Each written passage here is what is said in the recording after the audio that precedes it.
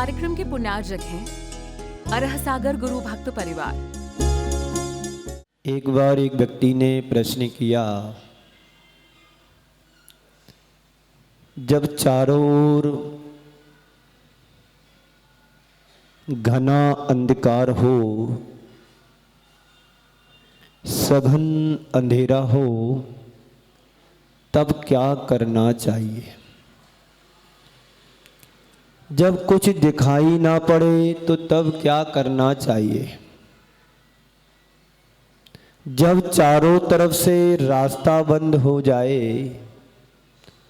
और सामने पहाड़ दिखाई दे, दूसरा रास्ता ना मिले, तब क्या करना चाहिए? कुल मिलाकर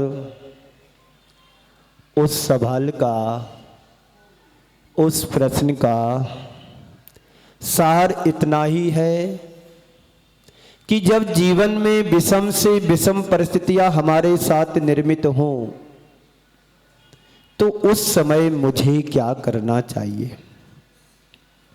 उसके समाधान में पूज्य गुरुदेव ने एक छोटा सा हाइकु बताया है, लिखा है, और लिखा ही नहीं, उन्होंने कहा भी है। टिमटिमाते दीपक को भी देख, रात भा जाती है। टिमटिमाते दीपक को देख, दीपक को भी देख, रात भाग जाती है या रात कट जाती है। मतलब क्या हुआ? जहां पर घोर अंधेरा हो, अंधकार दिखाई दे रहा हो, एक ऐसे कक्ष में जहां पर अंधेरा ही अंधेरा हो, और वहां पर एक तुम छोटी सी मोमबत्ती जला दोगे या छोटा सा एक दीपक जला देंगे, तो पल में सारा का सारा अंधेरा गायब हो जाता है, भाग जाता है। ऐसे ही जीवन में यदि तुम्हारे जीवन में घोर से घोर विपत्ति क्यों ना आ जाए, मुश्किलें और परेशानियां क्यों न तुम्हारे सामने खड़ी हो जाएं, और आशा का एक दीपक तुम्हारे सामने रख दिया जाए, वह विपत्ति भी आशा में बदल करके हमारे साथ जुड़ जाती है। एक कहावत है कि आशा से आसमान टिका होता है। तुम्हारे जीवन में क्या व्यक्ति के, किसी भी व्यक्ति के जीवन में जब भी विषम से विषम परिस्थितियां निर्मित होती हैं या विपत्ति आ जाती हैं, तो उस विपत्तियों से तुम्हें घबराना नहीं है, धैर्य रखना है। धैर्य तुम्हारे जीवन की वह संपत्ति है, विपत्ति में भी तुम्हारे सामने धैर्य रहता है, तुम बड़ी से बड़ी विपत्तियों को तुम सहन करके पार हो सकते हैं। जब भी तुम्हारे जीवन में कोई विसंगति जुड़े विपत्ति आए, उसे जीवन के लिए आप पार्ट ऑफ लाइफ समझो,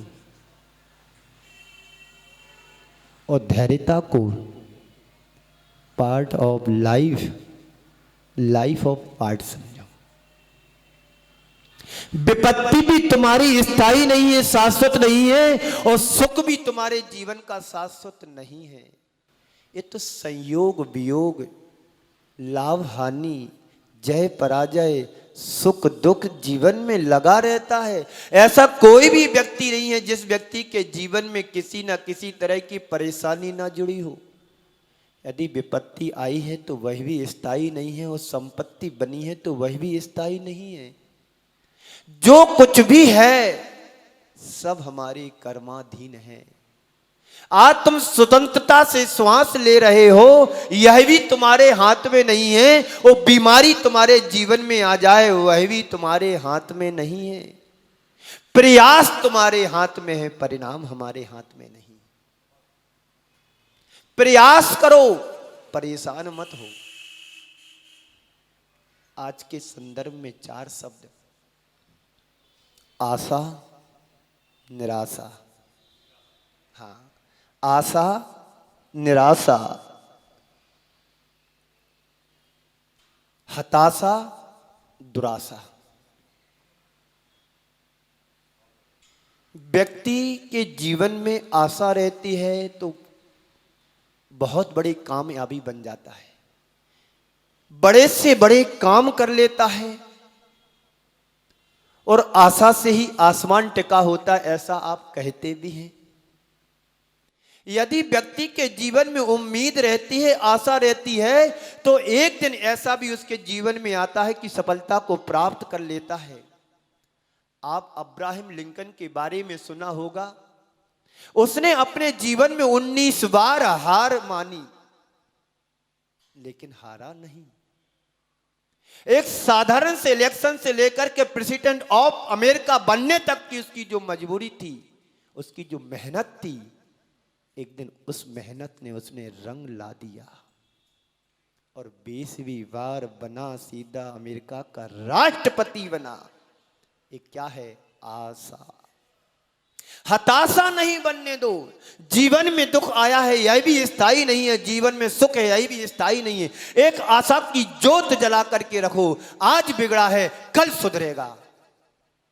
आज हम परेशान हैं, कल सावधानी पूर्वक जीवन को आगे बढ़ाएंगे। आशा होना चाहिए, और आशा जीवन में नहीं होगी तो निराशा तो निश्चित है। और जब निराशा हमारे जीवन में आ जाएगी तो हताशा होना पड़ेगा, और हताशा ही तुम्हारी दुराशा में बदल जाती है। व्यक्ति फिर कहीं का नहीं रहता, एक दिन उसको अपने जीवन को खोना पड़ता है। इसलिए क्या करना है? आशा को क्रिएट करो, आशा को बना करके रखो, आशा को निराशा में मत बदलने दो। धैर्य रखो, पेशेंस रखो। गुरु शिष्य चले जा रहे थे, गर्मी का समय था। चलते चलते एक वृक्ष की छाया के नीचे बैठ गए दोनों। गुरुदेव ने कहा कि शिष्य जा तू पानी ला, हम दोनों को प्यास लग रही है, पानी लेकर के आ। नदी पास में बह रही थी। शिष्य नदी के पास गया, घाट पर पहुंचा, घाट से नीचे उतरा, पानी भरने को हुआ, देखता पानी गंदा है, पानी गंदा है। शिष्य वापस आ गया, गुरुदेव पानी नहीं मिला, पानी था पर गंदा था, इसलिए मैं पानी नहीं लाया, पानी का इंतजाम नहीं हो पाया, अब दोनों को प्यासा रहना होगा। गुरुदेव ने सोचा, गुरुदेव को मालूम था कि पानी गंदा क्यों है, क्योंकि थोड़ी देर पहले उस पानी के मध्य से बैलगाड़ी गुजरी थी, पानी गंदा हो गया था। गुरुदेव को पता था। गुरुदेव ने शिष्य को बातों में लगा करके रखा। 15 से 20 मिनट हुए, जब तक पानी बैठ गया, शांत हो गया, बह गया, गंदा पानी बह गया, उसके रजकण नीचे बैठ गए होंगे। गुरु ने 15 से 20 मिनट बाद शिष्य से कहा कि जा तू पानी लेकर के आ, प्यास लग रही है। शिष्य कहता है, गुरुदेव पानी तो गंदा, मैं नहीं लाता, मैं पानी लेने नहीं जाता हूं। गुरुदेव कहते, जा तू पानी ला, पानी ठीक हो गया है, जा तू पानी लेकर के आ। बार बार कहने पर शिष्य गया और देखता क्या है कि पहले की अपेक्षा पानी साफ और स्वच्छ हो गया। तो उसके मन में लगा, आश्चर्य हुआ कि ये तो गुरुदेव ने जादू कर दिया। अभी पानी गंदा था और जैसे ही गुरुदेव ने कहा ये पानी तो साफ हो गया, पानी लेकर के आया। पर उसके मन में एक प्रश्न उठा कि जो थोड़ी देर पहले पानी गंदा था, खराब था, लेकिन इतनी जल्दी पानी साफ कैसे हो गया? लगता है मुझे कि गुरुदेव ने इसमें कोई जादू टोना कर दिया, इसलिए पानी साफ हो गया। गुरुदेव ने उसको समझाते हुए कहा कि बस मैंने जादू वगैरह कुछ नहीं किया है, बस पेशेंस रखा है, धैर्य रखा है, पानी साफ हो गया, पानी साफ हो गया। संत कहते हैं, जब भी तुम्हारे जीवन की जिंदगी में प्रॉब्लम की बैलगाड़ी निकले, थोड़ा धैर्य रख लेना, तुम्हारा जीवन का पानी साफ स्वच्छ हो जाएगा। आशा को बना करके रखो, उम्मीद को पकड़ करके रखो, तो जीवन में कभी हताशा नहीं आएगा, और हताशा नहीं होगा तो दुराशा भी नहीं बनेगी। लेकिन हम लोग करते क्या है, इससे विपरीत करते हैं। बोलो, जीवन में थोड़ी भी प्रतिकूलताएं आती हैं, प्रतिकूलता दुखती हैं, थोड़ा सा दुख आ जाता है तो घबरा जाते, अब क्या होगा, बीमारी आई है, अब पता नहीं कोरोना जैसी बीमारी है, इसमें तो सुनते हैं कि लोग बीमार होते हैं और तुरंत पट हो जाते हैं, मर जाते हैं, अब क्या पता नहीं हमारा नंबर तो नहीं आ गया। बोलो, आप इस दौर से गुजरे हैं कि नहीं गुजरे? कोरोना जैसी बीमारी तो ठीक आज सामने तुम्हें दिख रही है, इसके पहले के परिणाम देखो, रिजल्ट देखो। जो आज से 100 साल पहले भी एक ऐसी बीमारी आई थी कि जिसमें भी लोग बीमार हुए नहीं मर गए, बीमार हुए नहीं मर गए, जीवन को छोड़ करके चले गए। बीमारी आती है और बीमारी से घबरा जाना, ये हमारी समझदारी नहीं है। बीमारी आई है, परेशानी आई है, इसको सहन करो, क्षमता से सहन करो, धैर्य रखो। ये आई है, जाएगी भी तो, पर सावधानी हमारा रखना, तो ध्यान रखना तो हमारा कर्तव्य है। कोई भी प्रॉब्लम है उसको सावधानी रख करके सॉल्व करें, उससे घबरा करके उससे भागने की जरूरत नहीं है। एक अपने दिल और दिमाग में, मन और मस्तिष्क में बात को अंकित कर लेना। क्या है वो? रात आई है तो प्रभात भी होगा। क्या कहा? रात आई है तो प्रभात भी होगा, पर एक कोई जरूरी नहीं कि रात कोई लंबी होगी और लंबी रात भी होगी तो सुबह तो होने वाला है। ऐसे ही जीवन में कोई यदि परेशानी विपत्ति आई है तो वह भी स्थायी नहीं है, शाश्वत नहीं है। क्या होगा? कभी ना कभी तो समाधान मिलेगा, कभी ना कभी तो अमीरी गरीबी अमीरी में बदलेगी, कभी ना कभी विपत्ति संपत्ति में आएगी, कभी ना कभी दुख सुख में बदलेगा, कभी ना कभी पराजय जय में आएगा। एक बहुत बड़ा राजा था, राज्य का बड़े सुंदर तरीके से संचालन कर रहा था। अचानक उसके ऊपर, राज्य के ऊपर संकट आया। संकट को देख करके घबरा गया और एक संत के पास पहुंचा। संत के पास पहुंचा और संत से निवेदन किया कि गुरुदेव, मेरे राज्य पर संकट आ गया है, अब मुझे राज्य की रक्षा करना है तो कैसे करें, राज्य को बचाना है तो कैसे बचाए। संत पहुंचे हुए थे। संत ने कहा, चिंता मत करो, मेरे पास एक ताबीज है जो मेरे गुरुदेव ने दिया था और कहा था कि जब भी तुम्हारे जीवन में विषम से विषम परिस्थितियां आए और जब तुम्हारा उस परिस्थिति का निवारण ना हो तो तुम इस ताबीज को बांध लेना और तुम्हारा निवारण हो जाएगा। तो गुरुदेव ने कहा कि ये ताबीज मेरे आज तक जीवन में काम तो नहीं आई है, पर एक काम करो, ये ताबीज मैं तुमको देता हूं, तुम ले जाओ अपने राज्य में रखना और जब भी संकट तुम्हारे जीवन में आए इसका बस उपयोग करना, मंत्र है, तुम्हारा संकट टल जाएगा। घर गया, राजकोष में रख दिया, लेकिन कर्म का खेल बदला, पर संकट आया। उस संकट के वास्ते उसको राज्य को छोड़ करके भागना पड़ा और भागा, ऐसा भागा कि जंगल की ओर भागा। पीछे से पर सेना उसका पीछा करने लगी और ये भी भागा, घोड़े पर सवार होकर के ऐसी जगह पहुंचा जहां से कोई दूसरा रास्ता नहीं था। देखता सामने एक बहुत बड़ा पहाड़ है, अब जाएं तो किधर जाएं, पीछे से सेना आ रही है, मेरे को पकड़ेगी और मेरा काम तमाम कर देगी। आजू बाजू देखता है राजा, उसे एक गुफा दिखाई देती है। जाकर के देखता है कि गुफा शेर की गुफा है और उसमें घोड़े सहित वो अंदर चला जाता। गुफा गहरी थी, अंदर चला गया।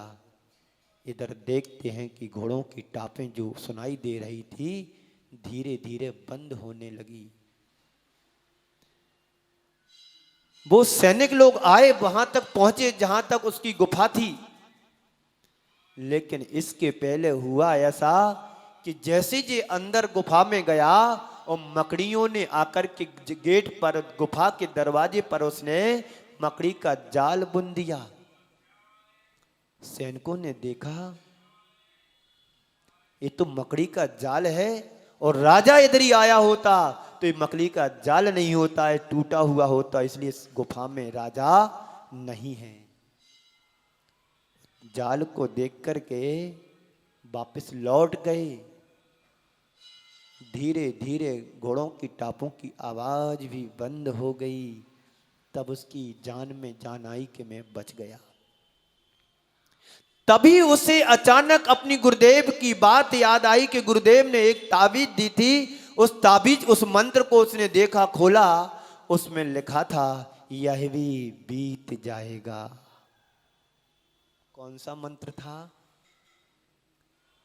कोरोना आया, कोरोना जैसी बीमारी आई, कोरोना जैसी आपत्ति विपत्ति हर व्यक्ति के जीवन में आई, वह भी निकल गई, वह भी बीत गई। जिनको जाना था वो चले गए, और जिनको नहीं जाना था, जिनका आयु कर्म शेष था, विपत्ति भी आने के बाद अपने पैर पर पुनः खड़े हो गए। जैसे ही उस राजा ने वो ताबीज को खोला और देखता है कि ताबीज में एक पर्ची निकलती है, और पर्ची में लिखा है यह भी बीत जाएगा। आशा जगी, निराशा हटी। जब राज्य छोड़ा, निराशा आ गई, आशा समाप्त हो गई कि अब राज्य को छोड़ना पड़ा, निराशा आ गई। अब निराशा भी आशा में बदल रही है। क्या मंत्र मिला? आपके जीवन में भी कभी विपत्ति आए, परेशानियां आए, सुख दुख आए, लाभ हानि आए, जय पराजय आए, संयोग वियोग आए, तब बस आशा की एक पर्ची पढ़ लो, यह भी बीत जाएगा। इस कार्यक्रम के पुण्यार्चक थे अरह सागर गुरु भक्त परिवार।